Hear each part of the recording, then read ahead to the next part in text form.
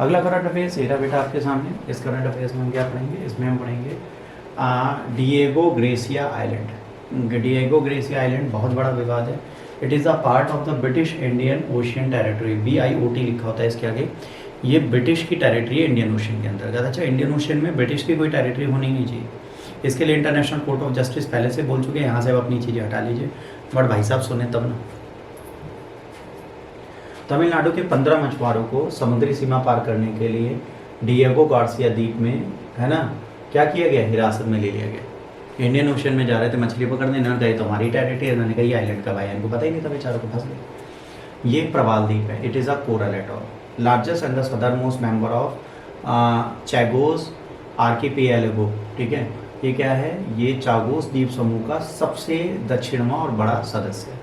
British Hind महासागर क्षेत्र का क्षेत्र है और आधे से अधिक भू क्षेत्र इसके अंतर्गत आता है। 44 वर्ग किलोमीटर में फैले इस द्वीप में V आकार का रेतीला किनारा है, जिसकी लंबाई 24 किलोमीटर और चौड़ाई 11 किलोमीटर है। ठीक है, इसमें क्या है, ये लंबाई में 24 और चौड़ाई में 11 किलोमीटर है। 16वीं शताब्दी में पुर्तगालियों द्वारा खोजा गया था और अधिकांश समय ये किस पर रहा, मॉरिशस पर आश्रित रहा। इसकी डिपेंडेंसी किस पे थी, मॉरिशस पे थी। मॉरिशस इसको रेगुलेट करते हुए दिखता था। 1965 में नवनिर्मित BIOT के भाग के रूप में मॉरिशस से अलग कर दिया गया। 1965 में इसको ब्रिटिश इंडियन ओशियन टेरिटरी के नाम पर मॉरिशस से अलग कर दिया गया।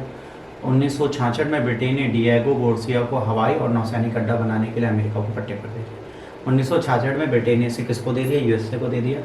और अच्छा प्रस्थानों के निवास के लिए द्वीप के निवासियों को हटा दिया गया। वहाँ पे जो लोकल ट्राइब थी उनको वहाँ से भगा दिया गया। डिएगो गार्सिया हिंद महासागर में संयुक्त राज्य अमेरिका का प्रमुख भूतात्विक और रसस समर्थन के आधार है। अगर इंडियन ओशन में यूनाइटेड स्टेट्स के पास ये ना हो आइलैंड, तो कम से कम इसका maximum logistic support and food ये सब खत्म हो जाएगा। इंडियन ओशन में सपोर्ट बेस नहीं बना पाएगा। तो इंडियन ओशन में इसके पास यही एक आइलैंड है जिसमें सपोर्ट करता है। अच्छा, यहाँ की जो छोटी ट्राइब्स थी उनको हटाना एक लॉजिकल बात थी, उनको नहीं हटाना चाहिए। 1919 में अंतर्राष्ट्रीय न्यायालय के एक सलाहकार राय में फैसला सुनाएगा ब्रिटेन द्वारा मॉरिशस का उपनिवेशीकरण वैध नहीं था, चूँकि चांगोसियन दावे जारी थे। तो इन्होंने ये कहा कि गैर बाध्यकारी मतदान की मांग की गई।